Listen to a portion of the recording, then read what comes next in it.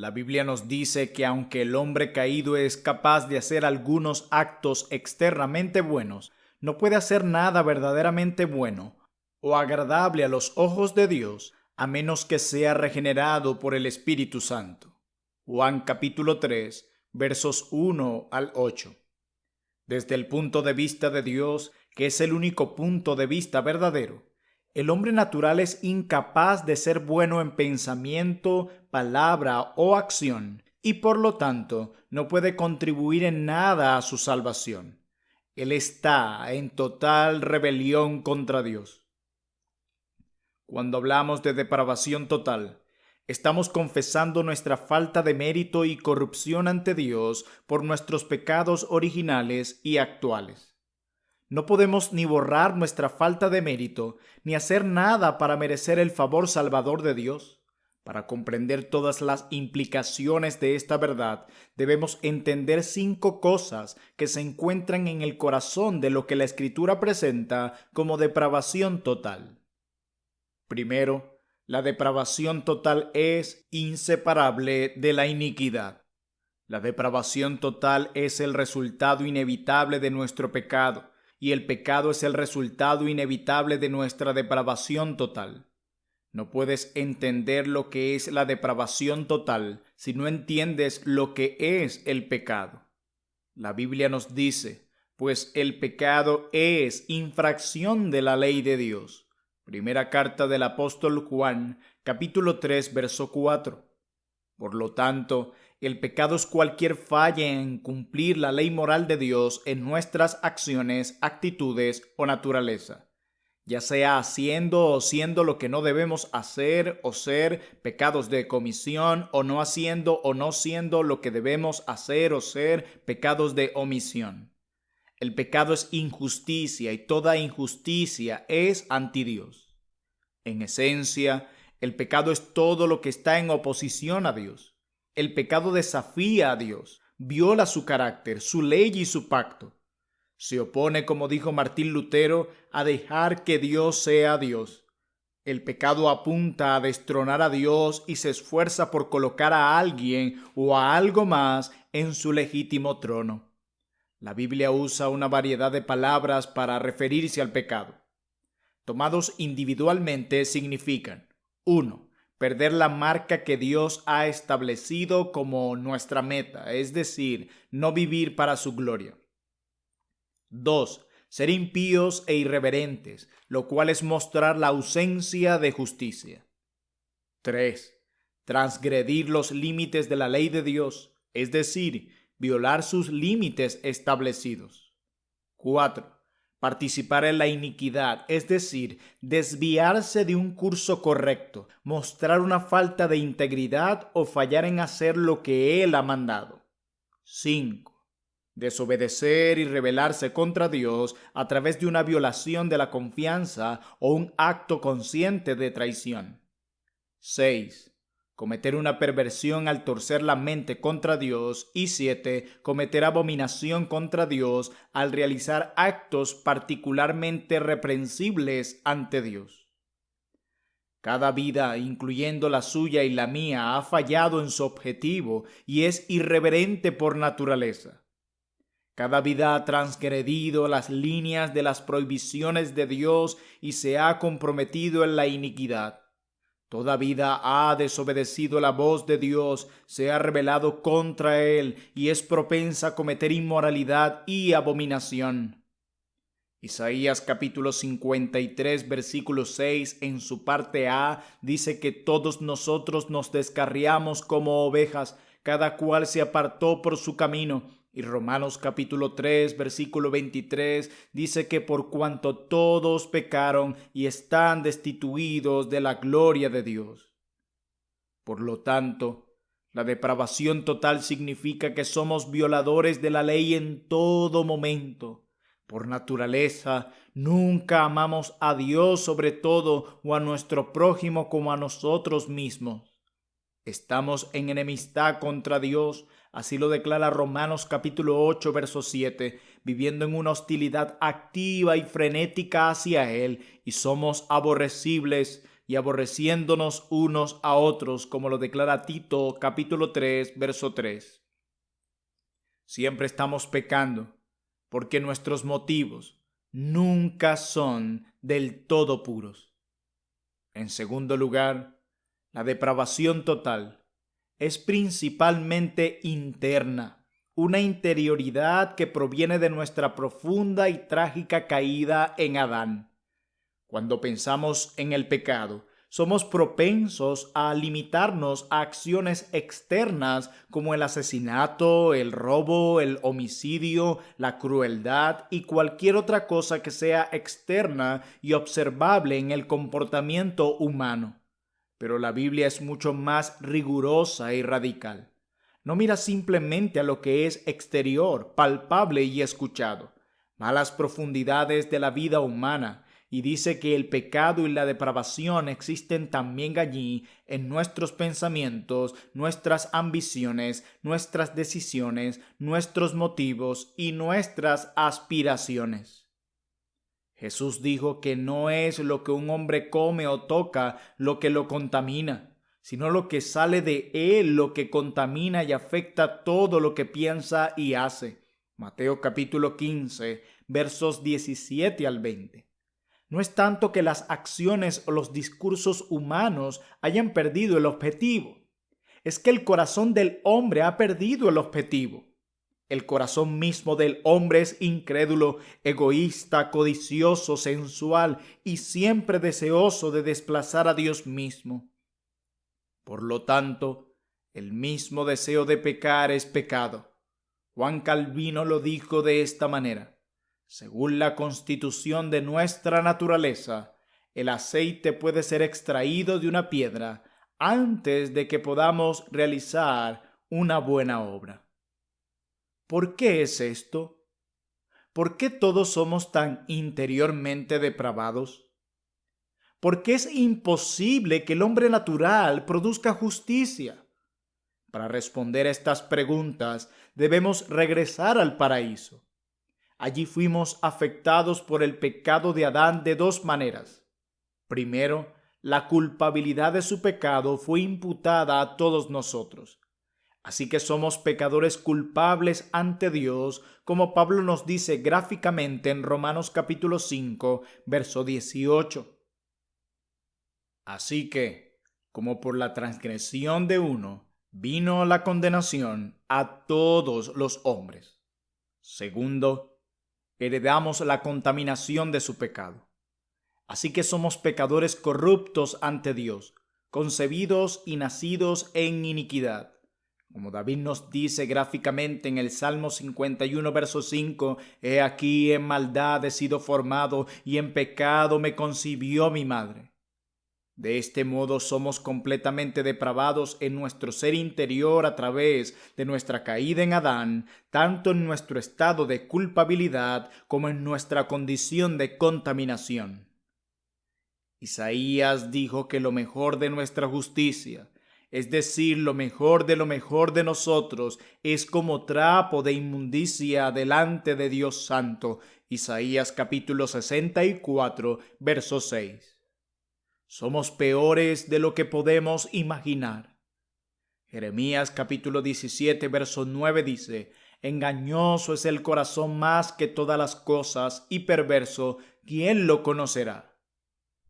Calvino declara que nadie sabe ni siquiera el 1% de su pecado, y un antiguo proverbio común dice: si las faltas del mejor hombre estuvieran escritas en su frente, le haría ponerse el sombrero hasta sus ojos. Tenemos dos problemas a los ojos de Dios. Tenemos un mal historial y un mal corazón, y el segundo problema es, con mucho, el mayor de los dos. Cuando entendemos nuestra depravación interior en términos bíblicos, vemos que esta condición, conocida por el término teológico de pecado original, es una carga mucho mayor que nuestros pecados actuales, porque todos nuestros pecados actuales fluyen de la fuente de nuestro pecado original y de nuestro mal corazón. Pecamos porque somos depravados internamente, no porque estemos incapacitados externamente. Por eso Calvino escribe: todo pecado debe convencernos de la verdad general de la corrupción de nuestra naturaleza. Cuando Pablo vislumbró las profundidades de su depravación, confesó que él era el principal pecador entre la humanidad. Cuando John Bunyan vio un poco de su depravación interior, dijo que intercambiaría su corazón con cualquiera en toda Inglaterra. Lutero resume bien nuestro problema. El pecado original está en nosotros como nuestra barba. Hoy estamos afeitados y parecemos limpios. Mañana nuestra barba ha vuelto a crecer y no deja de crecer mientras permanezcamos en la tierra.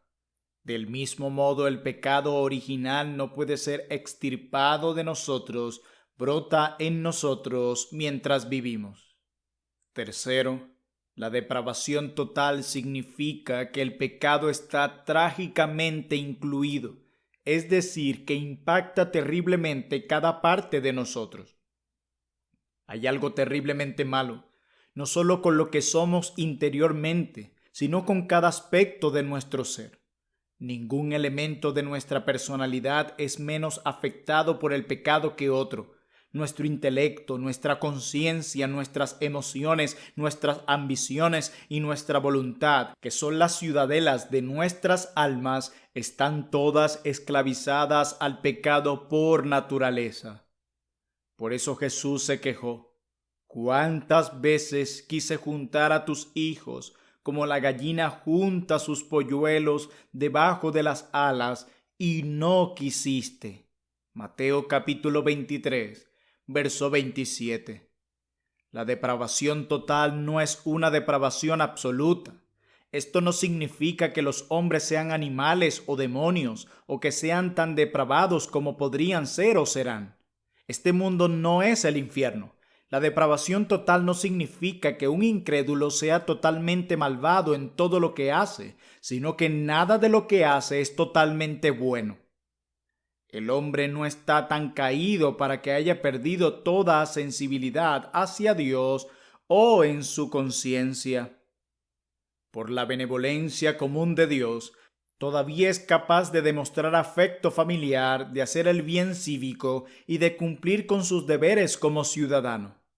Es capaz de un gran heroísmo, de un gran valor físico y de grandes actos de abnegación. Sin embargo, es un pecador corrupto en todos los aspectos de su naturaleza y, como tal, es totalmente incapaz de realizar ningún bien espiritual a los ojos de Dios. La depravación total significa que cuando Dios escudriña el corazón humano, los afectos, la conciencia, la voluntad o cualquier parte del cuerpo, encuentra cada parte dañada y contaminada por el pecado. Aparte de la gracia salvadora, cada parte se aleja de Dios y persigue activamente el pecado. Si el Espíritu nos enseña mediante nuestra experiencia personal, entenderemos la confesión de Jonathan Edwards: cuando miro mi corazón y veo mi maldad, parece un abismo infinitamente más profundo que el infierno. Como escribe el Dr. Martin Lloyd-Jones, cuando un hombre realmente se ve a sí mismo, sabe que nadie puede decir nada de él que sea demasiado malo. Cuarto, la depravación total significa incapacidad. Significa que somos activos, adictos al pecado por naturaleza. No hay pensamiento, ni palabra, ni acto, ni área de la vida humana que no esté afectada por el pecado. Romanos capítulo 6, verso 16 dice que somos por naturaleza esclavos del pecado. ¿No sabéis que si os sometéis a alguien como esclavos para obedecerle, sois esclavos de aquel a quien obedecéis? Sea del pecado para muerte o sea de la obediencia para justicia. Considere esto literalmente por un momento. Un esclavo era propiedad de su amo. Un esclavo no tenía tiempo, propiedad o riqueza propia. No tuvo ningún momento del que pudiera decir: este momento es mío, mi amo no tiene derechos sobre este momento. Siempre fue propiedad de su amo, Cada uno de sus movimientos, cada uno de sus talentos, cada una de sus posesiones eran enteramente de su amo. Así que, dice Pablo, ustedes eran por naturaleza esclavos del pecado. El pecado era tu amo. El pecado se enseñoreó de ti. El pecado estaba en control. Y sin embargo, el pecado dio la impresión todo el tiempo de que estabas libre y a cargo de tu propio destino. La depravación total implica, por lo tanto, una incapacidad moral. Nosotros mismos no somos capaces de hacer nada con respecto a nuestra condición. Somos espiritualmente impotentes por naturaleza, incapaces y no deseamos la salvación. No podemos apreciar la fe cristiana y somos impotentes para trabajar hacia nuestra conversión. No podemos hacer otra cosa que pecar, dice Calvino, hasta que Él, o sea, el Espíritu Santo, forme una nueva voluntad dentro de nosotros. Por mucho que el hombre natural sea impulsado por la ley o el evangelio a creer en Cristo y a apartarse del pecado, no es capaz por sus propias fuerzas de convertirse o de prepararse para ello. Charles Hodge lo dice de manera conmovedora. El rechazo del evangelio es una prueba tan clara de depravación total como la incapacidad de ver la luz del sol al mediodía es una prueba de ceguera. El hombre natural puede creer estar libre de algún pecado y de las consecuencias del pecado. Puede incluso hacer algún esfuerzo en esa dirección, pero es demasiado esclavo de ella. No está simplemente perdido o muriendo. Está perdido y está muerto en delitos y pecados, tal como lo declara Efesios capítulo 2, verso 1. Cada persona en el mundo es por naturaleza un esclavo del pecado. El mundo por naturaleza está en manos del pecado. Qué choque para nuestra autocomplacencia, que todo de nosotros por naturaleza pertenece al pecado. Nuestros silencios pertenecen al pecado, nuestras omisiones pertenecen al pecado, nuestros talentos pertenecen al pecado, nuestras acciones pertenecen al pecado. Cada faceta de nuestra personalidad pertenece al pecado, nos posee y nos domina. Somos sus sirvientes. La depravación total está activa en nosotros. No es simplemente la ausencia de justicia, sino la presencia de corrupción. Nuestra depravación es enormemente creativa e inventiva, siempre ideando nuevas formas de violar la voluntad de Dios. Es un cáncer creciendo dentro de nosotros, una entidad desenfrenada, productiva, energética y autopropagadora. Es fuego fuera de control, una fuerza viva, feroz y poderosa. En los horrores del Holocausto, la monstruosidad del terrorismo moderno y los terribles titulares de nuestros periódicos diarios, se nos muestra de lo que es capaz nuestra naturaleza humana corrupta y activa, dadas las condiciones necesarias si Dios nos deja solos. Mi querido amigo no salvo, eres un adicto al pecado. Eres un esclavo a esta misma hora, un esclavo en tu cama esta noche incluso cuando oras, y serás un esclavo hasta que el poder todopoderoso de Dios te levante de la muerte espiritual, abra tus ojos ciegos, abra tus oídos sordos y rompa las cadenas de depravación que te envuelven. Y aún así, hasta tu último aliento, lucharás contra tu adicción al pecado, porque permanecemos como adictos al pecado en recuperación hasta el fin. Finalmente, la depravación total es un recordatorio descarnado del problema final del pecado. La paga del pecado es la muerte, así lo declara Romanos capítulo 6, verso 23. Si sirves al pecado, recibirás la paga del pecado. Este es un universo moral. Vivimos y nos movemos y tenemos nuestro ser en Dios. Cada aliento de nuestras vidas está en sus manos. Siembren una semilla de pecado y recogerán la cosecha del juicio. Siembra el viento de la incredulidad y cosecharás el torbellino de la destrucción. y de la manera que está establecido para los hombres que mueran una sola vez y después de esto el juicio. Así lo declara Hebreos capítulo 9, verso 27. El juicio es siempre inminente. Hay un momento en el cual Dios envía la factura y debemos rendir cuentas. El hecho de la muerte física es totalmente inevitable. Tú y yo tenemos una cita unilateral con la muerte en el libro del registro eterno de Dios. La única certeza absoluta sobre cada uno de nosotros es el desgarramiento de nuestros cuerpos y nuestras almas. Pero más allá de eso, está la muerte espiritual, la separación de nuestra alma de Dios para que perdamos la imagen de Dios y la comunión con Él y permanezcamos bajo su maldición.